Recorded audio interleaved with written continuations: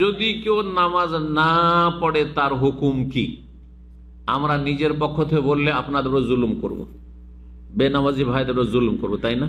নিজের পক্ষ থেকে আমরা বাড়াবাড়ি করে কোনো কথা বলি না, না হলে আমি জালেম হয়ে আল্লাহর কাছে আসামের কাঠগড়ে হাজির হব। আমি যেই কথাগুলি বলবো, দলিল বলবো, যাতে আল্লাহর কথা অথবা রাসূলুল্লাহ সাল্লাল্লাহু আলাইহি ওয়াসাল্লামের কথা, সাহাবায়ে কেরামদের ইজমা ঐক্যমতের কথা, এই কথা দুটি বলবো শুধু। আল্লাহ কোরআনে কারীম সূরা মারিয়ামে বলছেন, আয়াত নম্বর 59, ফাখালাফা মিন বাদিহিম খালফুন আদাউস সালাহ। সাহাবায়ে কেরাম, তাবেঈন, তাবা তাবেঈন, স্বর্ণযুগ যে তিনটি যুগ নবী সাল্লাল্লাহু আলাইহি ওয়াসাল্লামের পরে পরে, তারপরে এমন অবাঞ্ছিত লোকেরা আসবে, ফাখালাফা মিন বাদিহিম খালফুন আদাউস সালাতা, যারা নামাজকে বিনষ্ট করবে, বরবাদ করবে, নামাজ নষ্ট করে দেবে।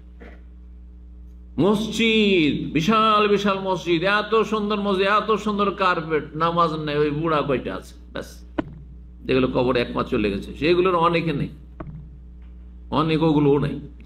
আল্লাহু আকবার, কি অবস্থা মুসলিমদের! আর মুসলিমরা কাফেরদের বিজয় চাইছে, মুসলিমরা ইহুদিদের বিজয় চাইছে, বেনামাজিকে আল্লাহ বিজয়ী করবেন? হ্যাঁ, কখনো না, কখনো না। এসব স্বপ্ন দেখে লাভ নেই। স্বপ্ন দেখতে হবে আগে আল্লাহকে খুশি করে, আল্লাহ সন্তুষ্টি অর্জনের নামাজ কায়েম করতে হবে। নামাজ কায়েম হইলে আল্লাহর জমিনে মুসলিমদের ক্ষমতা কায়েম হয়ে যাবে। ভালো করে শুনবেন, আল্লাহ তৌফিক দান করুন। জালেম শাসক আসছে, জালেম শাসক আর ফতোয়াবাজি করছেন, নাস্তিক সরকার, অমুক সরকার, তমুক সরকার। আরে যাবে না, ওর চাইতে খারাপ আসবে, যতক্ষণ পর্যন্ত আল্লাহর দিকে না ফিরে, মসজিদের দিকে না ফিরে আসবে না। আগে যেখান থেকে সংশোধন করতে হবে ওখান থেকে সংশোধন করে। তো আল্লাহ বলছেন যে আদাউস সালাত, তার নামাজকে নষ্ট করে পরবর্তীকালে, ওয়াত্তাবাউস শাহওয়াত, কেন নামাজ নষ্ট করে পড়বেন না? যেহেতু তারা কুপ্রবৃত্তির অনুসারী, মনের পূজারী। শাহওয়াত মানে মন, কুপ্রবৃত্তি।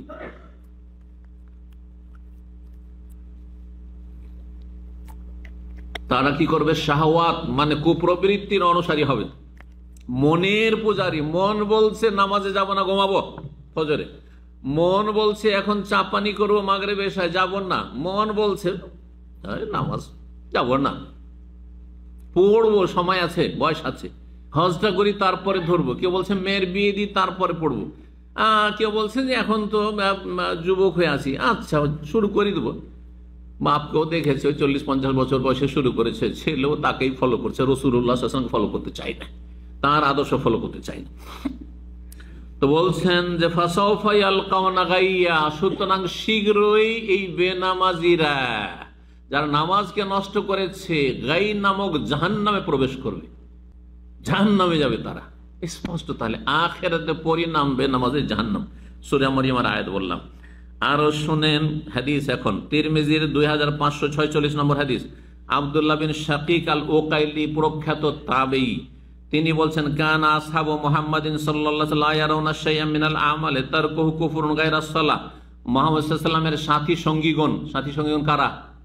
আবু বকর, ওমর, ওসমান, আলী, আশরা মুবাশশারা, তারপরে বদরের যুদ্ধে 313, ওহদের যুদ্ধে 700, আর তারপরে যতগুলি সাহাবে কেরাম খন্দকে ছিলেন, হুদায়বিয়াতে 1400 ছিলেন, মক্কা বিজয়ের সময় 14,000, 10,000, তারপরে 14,000 নিউ মুসলিমদেরকে দিয়ে সব মিলে, এরা সব সাহাবায়ে কেরাম যারা নবী সাল্লাল্লাহু আলাইহি ওয়াসাল্লামকে এক নজর একবার দেখেছে, নবী সাল্লাল্লাহু আলাইহি ওয়াসাল্লামের সাথে একবার অন্তত কিছুক্ষণের জন্য মোলাকাত হচ্ছে, 1 মিনিটের জন্য হইলেও, তারা সাহাবায়ে কেরামগণ সম্পর্কে বলছেন তিনি, লা ইয়ারাউনা শাইআম মিনাল আমালি তারকুহু কুফরুন গায়রা সালাহ, কোন আমল পরিত্যাগ করাকে কুফরি তারা মনে করতেন না। কেউ চুরি করলো, চোরকেও কাফের বলতেন না, আর ডাকাতকেও কাফের বলতেন না, তারপরে কেউ যদি সুদ খোরায় তাকেও কাফের মনে করতেন না, কেউ যদি আপনার যাকাত না দেয়, অস্বীকার না করে, রোজা না রাখে, ফাসিক বলতেন, কিন্তু কাফের বলতেন না। জি, ওমরা করেন না, কাউকে বলতেন না যে কাফের। হ্যাঁ, কিন্তু গায়রাস সালাহ, সালাত ছাড়া কোন আমলের ক্ষেত্রে কুফরি বলতেন না।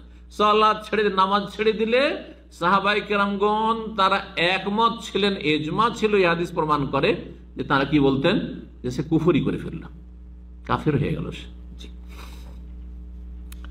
এই হাদিস ছিল। আর একটি হাদিস শুনিয়ে দিয়ে শেষ করে দিচ্ছি, হাদিস সহি আগেরটিও। আব্দুল্লাহ বিন বুরাইদা, তার পিতা বুরাইদা ইবনুল হুসাইব রাদিয়াল্লাহু তাআলা আনহু থেকে বর্ণনা করছেন, তিনি বলছেন কালা রাসূলুল্লাহ বলছেন ইন্নাল আহদাল্লাযী বাইনানা ওয়া বাইনাহুমুস সালাহ, আমাদের মাঝে আর তাদের মাঝে মানে অমুসলিমদের মাঝে চুক্তি হবে, যদি ইসলাম কবুল করতে চায়, কেউ কালেমা পড়তে আসছে, চুক্তি হবে আসসালাত, নামাজের। কেউ যদি আমাদের কাছে কালেমা পড়তে আসে যে আমি মুসলমান হব, তাহলে তাকে আমার চুক্তি, আমার উপর ফরজ এই হাদিসের আলোকে বলবে 5 ওয়াক্ত নামাজ পড়তে হবে। যদি বলে ওইটা পারবো না, আপনি নিয়ে নেন মাসে 500 রিয়াল নিয়ে নেন, কিন্তু নামাজ পড়তে পারবো না, বলছে মাস সালাম, যাও বিদায় যাও, তোমার ইসলাম কবুল না। কথা বোঝা গেছে? ইন্নাল আহদাল্লাযী বাইনানা ওয়া বাইনাহুম, আমাদের মাঝে এবং অমুসলিম মাঝে চুক্তি হবে ইসলামে দীক্ষিত হতে চাইলে আসসালাত, নামাজের 5 ওয়াক্ত নামাজ পড়ে। নামাজ মানে 5 ওয়াক্ত নামাজ, নফল নামাজ না, সুন্নত নামাজ না, কিছু না। ফরজ কত রাকাত? মাত্র 17 রাকাত। ফজরে 2, যোহরে 4, আসর 4, মাগরিব 3, এশা 4, 17 রাকাত। এই 17 রাকাতের বেশি আল্লাহ জিজ্ঞাসা করে শাস্তি দেবেন না, অনেক নেকি থেকে বঞ্চিত থাকবেন। আমি অনেক কাল থেকে 26 বছর জামান বলে আসছি যে আমাদের দেশে স্কুলে 33 বা 34 পেলে পাস, এখন জানি না কত আছে, আমাদের যুগ ওইটাই ছিল, ঠিক না? 33-34 পেলে কি পাস, একমাত্র ইউনিভার্সিটিতে একটু মনে হয় 40 বা তার বেশি আছে। তো 33 যদি আপনি মুসলিম হিসেবে পেতে চান যে আমি জান্নাতে জানবো, আমার জন্য 33 নাম্বার লাগবে, তাহলে এই 17 রাকাত যথেষ্ট। আর যদি বলেন না আমাকে সেকেন্ড ডিভিশন 60-70 আনতে হবে, তাহলে আপনাকে দিনে রাতে 10-12 রাকাত সুন্নাত পড়তে হবে। যদি বলেন না আমি 80-র ওপর 90-এর এক্সেলেন্ট হতে চাই, ফার্স্ট ডিভিশন হতে চাই, তাহলে তার সাথে তাহাজ্জুদও পড়েন, সালাতুদ দুহাও পড়েন, বেশি পড়েন, আর কোয়ালিটি সুন্দর করেন, শুধু সংখ্যা বাড়াইলে হবে না। তাহলে তখন আপনি 90-100 যা চান তাই পাবেন, যদি কোয়ালিটিও সুন্দর হয়। যেমন পরীক্ষা আমরা লিখে যার যেমন লেখা আর ভঙ্গিমা সেই হিসাবে কারো নম্বর কেটেছে, কখনো কেটেছে, কখনো কাটেনি। তো বলছে মান তারাকাহা, যেই ব্যক্তি সালাত ছেড়ে দেবে। নবী সাল্লাল্লাহু আলাইহি ওয়াসাল্লাম জানতেন ফাসাকা ভাষাটি, ফাসাকা মানে পাপিষ্ট হয়ে যায়, গুনাহগার হয়ে যায়, বোঝা গেছে? আসা মানে নাফরমান হয়ে যায়, অন্য ক্ষেত্রে ব্যবহার করেছেন, কিন্তু এখানে বলছেন ফাকাদ কাফারা, সে কাফের হয়ে গেল। কি হয়ে গেল? আল্লাহু আকবার, কাফের হয়ে গেল। আমি বলছি, কে বলছেন? যিনি এত মায়া করতেন, আমরা কল্পনা করতে পারি না ওই মায়ার কথা, আমাদের দ্বারা সম্ভবই না, তার ধারে কাছে যাওয়া সম্ভব না, সাহাবীর দ্বারা সম্ভব না। সাহাবী এসে বলছেন ইয়া রাসূলুল্লাহ এত খারাপ, ইবনে উবাই মুনাফিক, এত সারা জীবন দুশমনী করলো, আর ওকে আপনি জামা দিবেন শেষখানে, আর ওর জন্য দোয়া করতে আপনি তার কবর কাছে যাচ্ছেন, নবী সাল্লাল্লাহু আলাইহি ওয়াসাল্লামকে টানছেন ধরে। বলছে আরে ছাড়ো ছাড়ো, আল্লাহ যদি আমাকে বলে যে 70 বার 71 বার 100 বার দোয়া করলে আমি মাফ করে দেবো, তাও করবো আমি।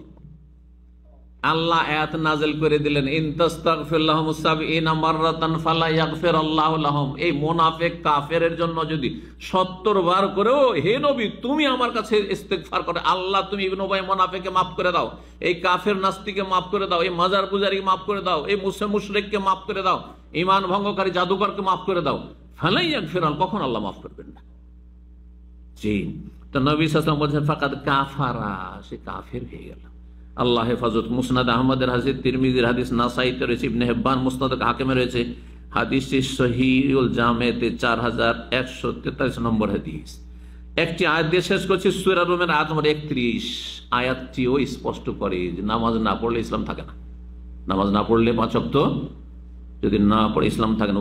ওয়াকিমুস সালাতা, নামাজ তোমরা কায়েম করো হে মুসলিম, ওয়ালা তাকুনু মিনাল মুশরিকিন, মুশরিকদের দলে ভর্তি হয়ে যেও না, ওয়ালা তাকুনু মিনাল মুশরিকিন, মুশরিকদের অন্তর্ভুক্ত, মিনাল তাদের মধ্যেকার হয়ে যেও না। নামাজ পড়লে মুসলিম, আর যদি নামাজ না পড়ো তো মুশরিকদের দলভুক্ত হয়ে তাদের সাথে হাসর হবে। এই জন্য একটি হাদিসে রয়েছে যে কিয়ামতের দিন হাসর হবে কাছে হাসতে, ওয়াকানা ইয়াউমাল কিয়ামতে মা কারুনা ফিরআউনা ওয়া হামানা ওয়া উবাই ইবনে খালাফ। বেনামাজির হাসর হবে কিয়ামতের দিনে কারুনের সাথে, ফেরাউনের সাথে, হামান যে প্রধানমন্ত্রী, আর কারণ সেই যুগের ধনকুব, জি ধনকুব, এদের সাথে উবাই ইবনে খালাফ, মক্কার বড় একজন কাফের নেতা, যে নবী সাল্লাল্লাহু আলাইহি ওয়াসাল্লামকে সরাসরি মারতে এসেছিল অস্ত্র নিয়ে। ওর সাথে হাসর হবে। নবী সাল্লাল্লাহু আলাইহি ওয়াসাল্লাম বলেছেন বেনামাজিদের। আল্লাহ বুঝার তৌফিক দান করুন। আবার স্মরণ করিয়ে দিচ্ছি, ওয়ালা তামুতুন্না ইল্লা ওয়া আনতুম মুসলিমুন, আপনারা মুসলিম না হয়ে মরবেন না। আর মুসলিম হয়ে থাকতে হয় মাজারেও যাবেন না, দরগাতে যাবেন না, দুর্গাতে যাবেন না, পীরকেও সেজদা করবেন, জিন্দাকেও সেজদা করবেন, মুর্দাকেও সেজদা করবেন না।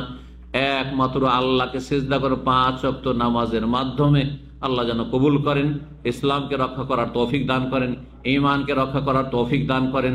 আল্লাহ রাব্বুল আলামিন নেক আমল যেন কবুল করেন, গুনাহ খাতা অতীতে যা হয়েছে আল্লাহ মাফ করেন।